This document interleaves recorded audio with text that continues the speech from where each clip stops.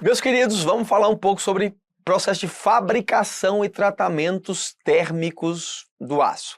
Fabricação, você vai ver um pouco sobre o processo de fabricação e alguns processos de tratamento térmico. Não são tão importantes para concurso público. Vocês vão ver no bloco de questões o que de fato é relevante e eu vou tentar apontar durante a aula. Preciso mais do que você entenda de maneira geral do que se aprofunde nestes temas. O processo de fabricação, na verdade, do aço, ele começa na produção do ferro fundido, o ferro gusa lá no alto forno. Então, o principal processo de fabricação vem, primeiro, na produção de ferro fundido, lá naqueles grandes fornos, né, chamado de alto fornos, e depois vai para a aciaria, que vai fazer o quê? O refinamento do aço, no que nós conhecemos como conversor de oxigênio. Eu consigo ver neste desenho aqui que nós temos o coque, ou o nosso carvão, que vai ser inserido para a produção do aço. Nós temos o minério e o calcário, que também serão utilizados. Então nós vamos ter coque, que é o nosso carvão, o nosso minério de ferro, e o calcário sendo utilizados neste alto forno. E qual é o produto que sai desse alto forno? Basicamente são dois. O nosso ferro gusa, que vai para a aciaria ser beneficiado, né, para a redução do teor de carbono, para a incorporação dos elementos de liga, e temos também o carrinho ali da escória. A gente vai ver o que é essa escória. Você já deve lembrar que a escória, ela pode ser utilizada, então esse subproduto daqui da fabricação do aço pode ser utilizado aonde? No cimento. Se eu não estou errado, nós temos aqui o cimento CP3, que é um cimento com adição de escória. Outro, que é o CP2, teor um pouco menor do que o CP3, mas também com adição de quê? Com adição de escória. Então essa escória de aciaria pode ser utilizada lá no cimento. Esse é o processo convencional. Chegou no conversor de oxigênio lá na aciaria, o que eu vou fazer agora? Eu vou injetar ar ali, principalmente oxigênio, para remover ou queimar o excesso de carbono, porque nós vimos que a diferença do ferro fundido para o nosso aço carbono, ou o aço estrutural, é o teor de carbono que nós temos na mistura. Então o oxigênio ele é introduzido para remoção do excesso de carbono, e aí sim, na forma de monóxido ou de dióxido de carbono, para que nós obtenhamos o nosso aço estrutural. Esse é o processo clássico, é o processo convencional. Tá ok? Um outro processo é a partir da sucata de ferro, quando nós estamos falando do reaproveitamento do aço ou do ferro fundido. Então, a partir da sucata no forno elétrico, nós conseguimos produzir também aço, né? Por isso que ele é um material reciclável, via de regra. Sempre, em ambos os processos, seja por fundição de sucata, seja pelo processo principal de fabricação do aço a partir dos minérios de ferro, nós temos sempre um objetivo: refinamento do ferro fundido. E nesse refinamento eu adiciono elementos de liga para produzir o aço especificado. Então, até se formar o ferro fundido, nós temos ferro fundido e aço no mesmo processo de fabricação. Acontece que depois que eu gerei meu ferro gusa, eu vou para a aciaria beneficiar e reduzir a quantidade de carbono para que eu possa então ter o que eu chamo de aço, tá bom? Nosso aço estrutural. Claro, coloco elementos de liga na medida do necessário. Agora que a gente vai ilustrar esse primeiro processo que eu mostrei. Nós temos a primeira fase do processo de fabricação, preparação do material. O minério de ferro ele vai ser transformado nessas pelotas. Nós vamos utilizar o calcário, que vai ser o material fundente, aquele que vai abaixar o ponto de fusão da substância como um todo. Então o calcário vai ter essa função e eu vou mostrar para vocês outra função também do calcário. E por último, o carvão. São 3 elementos básicos que vão para o alto forno: minério, calcário e carvão na forma do coque, né? Após a destilação deste carvão. Maravilha? Podemos então passar agora para a fase de redução do minério de ferro. Nós não encontramos o ferro na natureza. Nós não encontramos o ferro gusa na natureza. Nós precisamos produzi-lo. E a esse processo, ele é feito lá no alto forno. Então agora eu vou, através da redução, né, no reator, que é o nosso reator químico, chamado de alto forno, produzir o meu ferro fundido, ou aqui chamado na indústria, de ferro gusa, matéria-prima para produção do aço lá na frente. Então aqui, o minério de ferro, de onde eu vou extrair de fato o produto principal, que é o ferro, claro. O calcário vai ser o elemento fundente, que promove fluidez ao metal e remove as impurezas na forma de escória. Então, além de ser o fundente, que abaixa o ponto de fusão dessa mistura como um todo, ele vai se ligar a elementos, a impurezas, e ser eliminado na forma de escória. Escória, que eu já bem disse, pode ter uma outra destinação, inclusive fabricação de cimento. E o carbono? O coque, o carvão, ele vai fornecer calor. O carvão fornece calor e carbono para a redução do minério de ferro. Maravilha! Nós estamos aqui num elemento, aqui numa ilustração do alto forno, a gente vê que o produto é a escória e o ferro gusa. Nós temos alguns nomes, por exemplo, a ganga, que é a impureza que envolve um mineral. Então esse minério de ferro geralmente ele vem com algumas impurezas, tá? E essa impureza, junto com o calcário, ela é removida aqui na forma escória. O sinter, por exemplo, é o minério de ferro junto com cal e com os finos do coque, já moídos.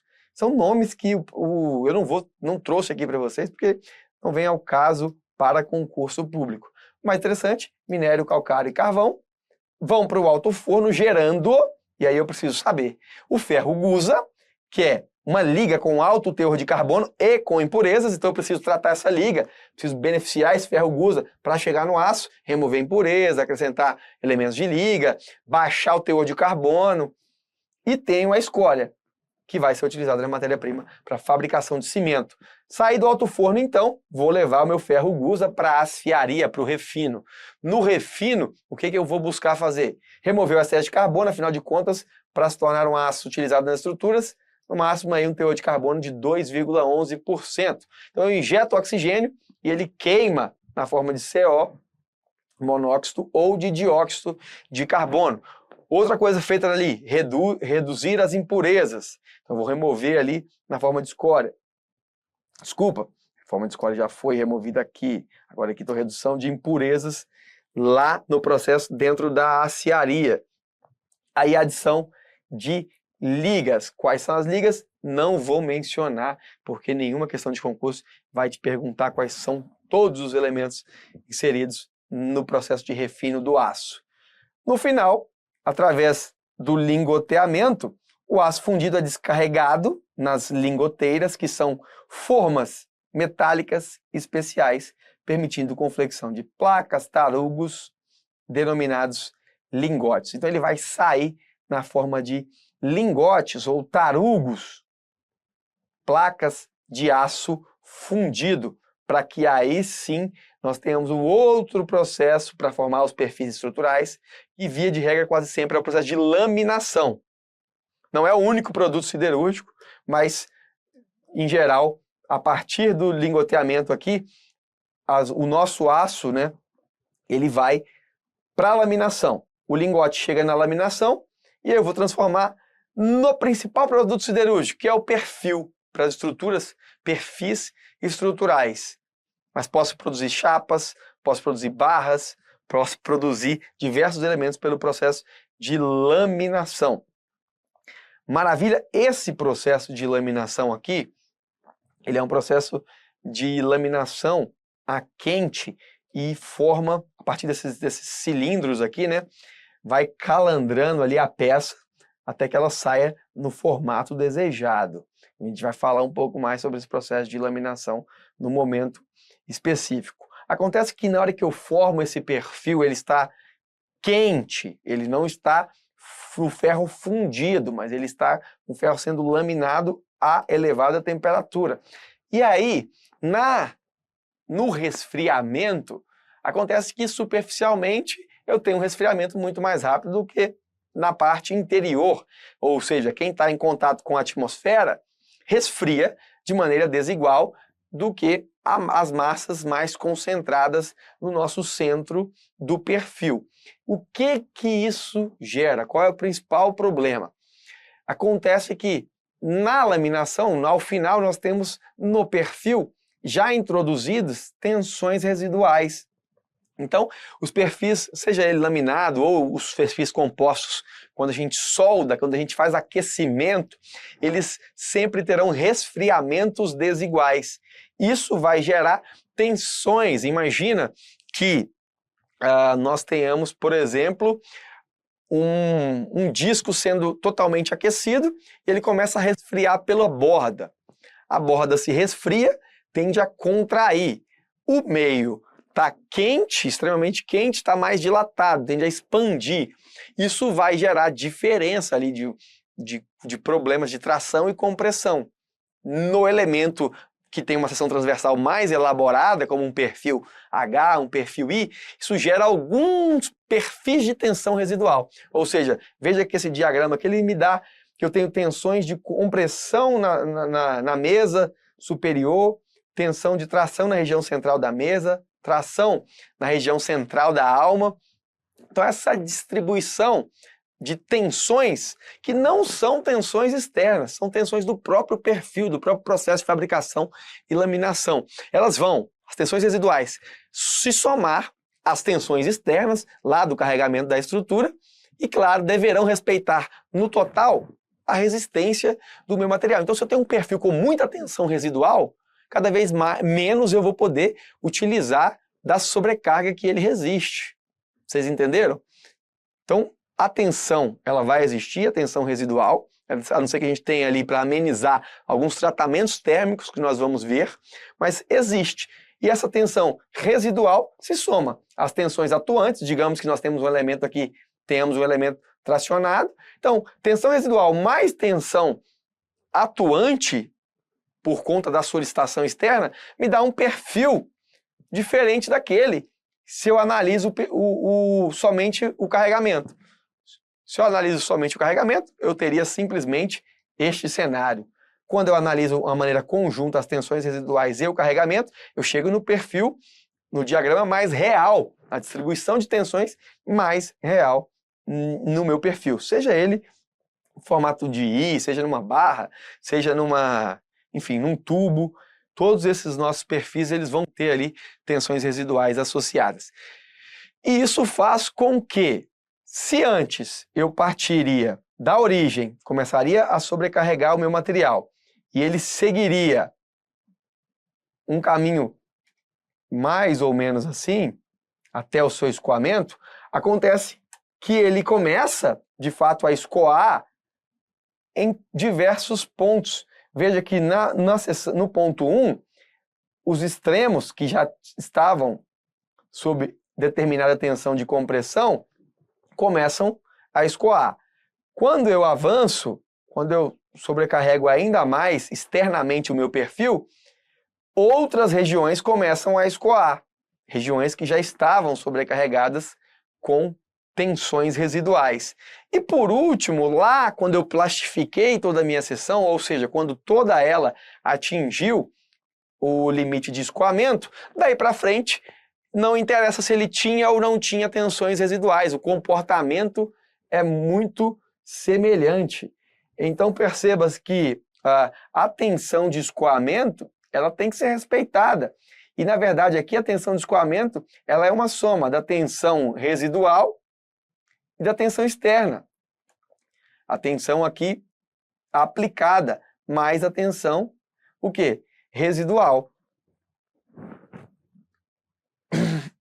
E aí a gente decorre desse gráfico, ou seja, tenho partes que escoam antes da tensão de fato, que deveria ser a tensão de escoamento. Isso se dá por quê? Porque existe tensão residual, que a gente não vê e que não foi externamente aplicada na estrutura. Simplesmente decorre do processo de fabricação. Lá no regime plástico, as tensões residuais não vão fazer diferença significativa.